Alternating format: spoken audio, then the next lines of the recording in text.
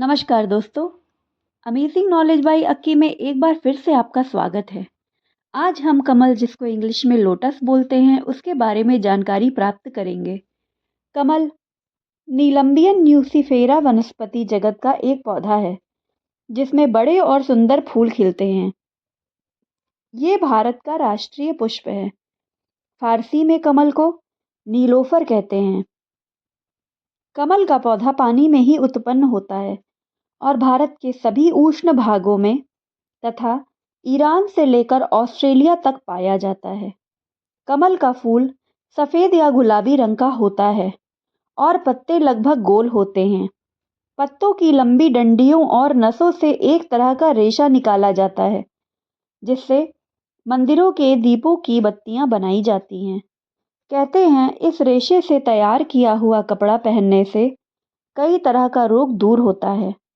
कमल प्रायः संसार के सभी भागों में पाया जाता है। ये झीलों, तालाबों और गड्ढों तक में होता है। ये पौधा बीज से जमता है। इसकी पत्तियां गोल गोल डंठल में जड़ी रहती हैं। इन पत्तियों को पुरैन कहते हैं। कमल चैत्र वैशाख में फूलने लगता है और सावन भादो तक फूलता है।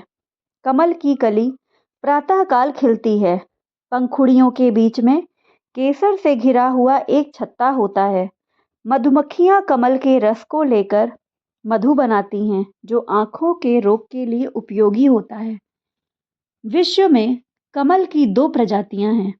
कमल का पौधा धीमे बहने वाले या रुके हुए पानी में उगता है। ये दलदली पौधा है जिसकी जड़ें कम ऑक्सीजन वाली मिट्टी में ही उग सकती हैं। एशियाई कमल का रंग हमेशा गुलाबी होता है। कमल और कुमुदनी दोनों एक जैसे दिखने वाले जलीय पौधे हैं। अक्सर लोग धोखा खा बैठते हैं किंतु इनमें फर्क होता है। कमल के पौधे के प्रत्येक भाग के अलग अलग नाम हैं और उसका प्रत्येक भाग चिकित्सा में उपयोगी है।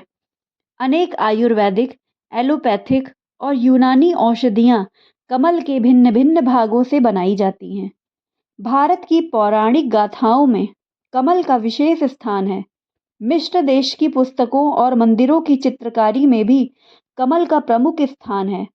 भारत की राजधानी दिल्ली में बने बहाई उपासना मंदिर का स्थापत्य पूरी तरह से खिलते हुए कमल के आकार पर आधारित है, जिसके कारण इसे लोटस टेम्पल भी कहा जाता है।